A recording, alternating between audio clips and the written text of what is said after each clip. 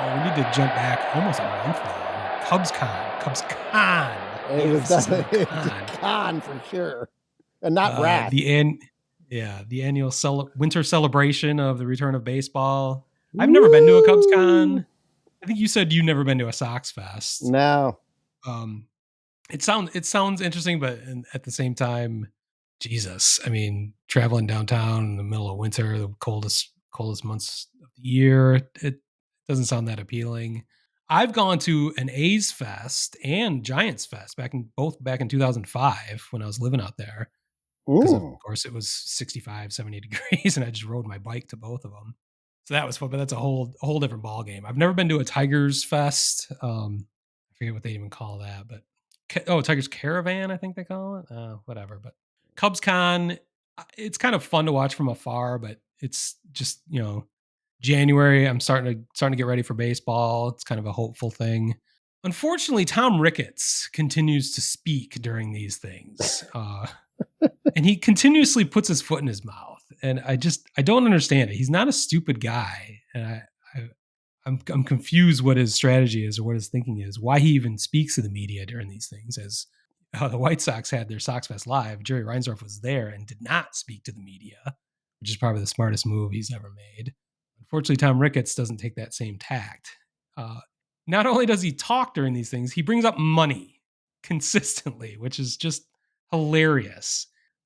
This time he said fans shouldn't be focusing on the money they spend or are not spending. He thinks it's a false narrative that leads to wrong thinking. And you and I have chronicled for years now. That's exactly what fans are thinking about. That's a lot of what they think about, especially with a team that is clearly a major market club, big market team, its own fucking television network, uh, incredible revenue streams from all over the place, and yet they act like they're a middle market team, struggling to stay up, among trying to get in the upper echelon of spending, but they essentially choose not to. And fortunately, I feel like I'm kind of the old man screaming at the cloud or screaming into the abyss as a crackpot podcaster or a keyboard junkie, keyboard warrior, as I actually blogged about this in mid-January, right after it came out. But I felt vindicated because it's not just us crackpots out here. Ken Rosenthal actually chimed in after these comments by Tom Ricketts, and I've said it over and over again. I think Ken Rosenthal is the most respected baseball journalist out there.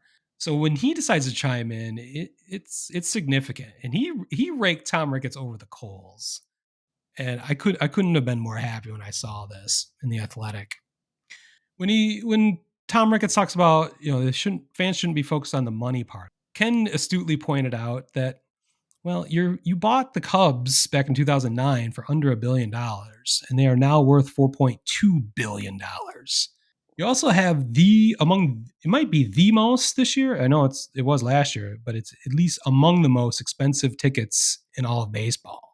Uh, when you keep saying you shouldn't talk about money, you could easily lower your ticket prices if it's not about the money. The best comment that Ken made is like, if you don't want it to be about the money, just open your books. Tell us what you're making, and then it won't be about the money anymore. So in my blog piece, I ended it by just open your books, or shut your mouth.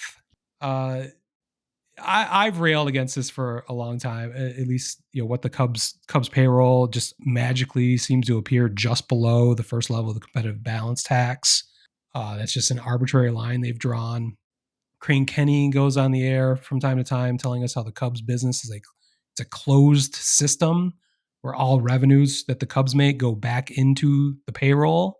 Again, I call bullshit on that, because how does it just magically appear? Those numbers reconcile just below the competitive balance tax.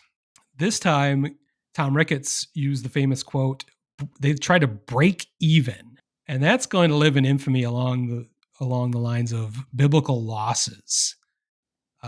As breaking even is just that same idea that same propaganda that Crane Kenny's been spewing for years, that all the revenues the Cubs make go right back into the payroll. And of course, it can't be true.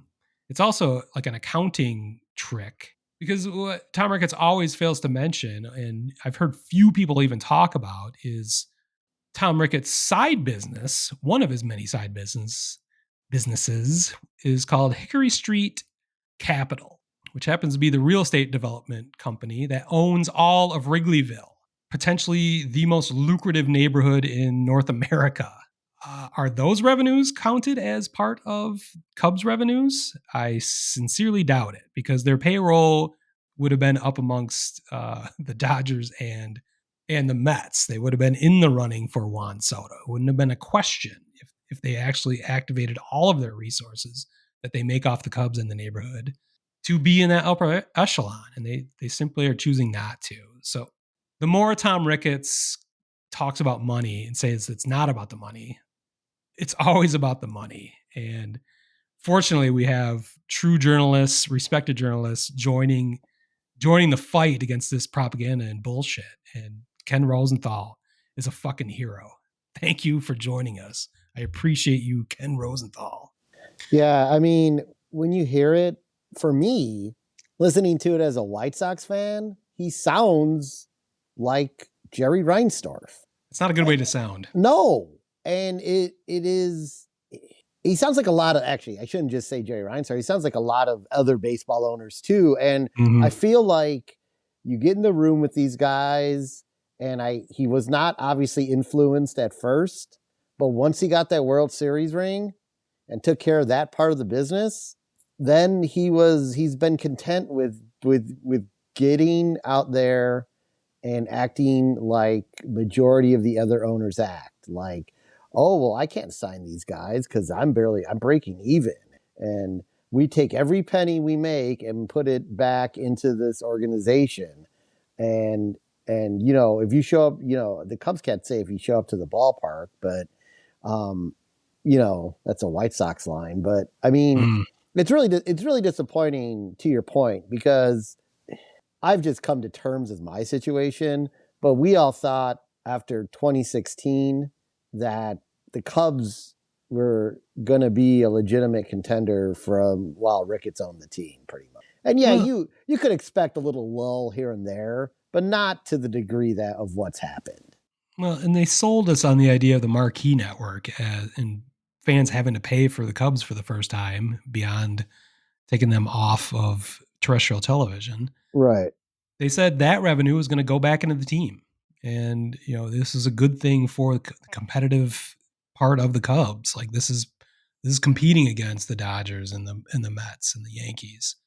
And that just has not come to fruition. Every time he says we're not supposed to talk about the money. So it's just a they're selling us a bill of goods and we're sick of it. The angst is rising. The bullshit is being called out by respected journalists now, not just crackpots like me.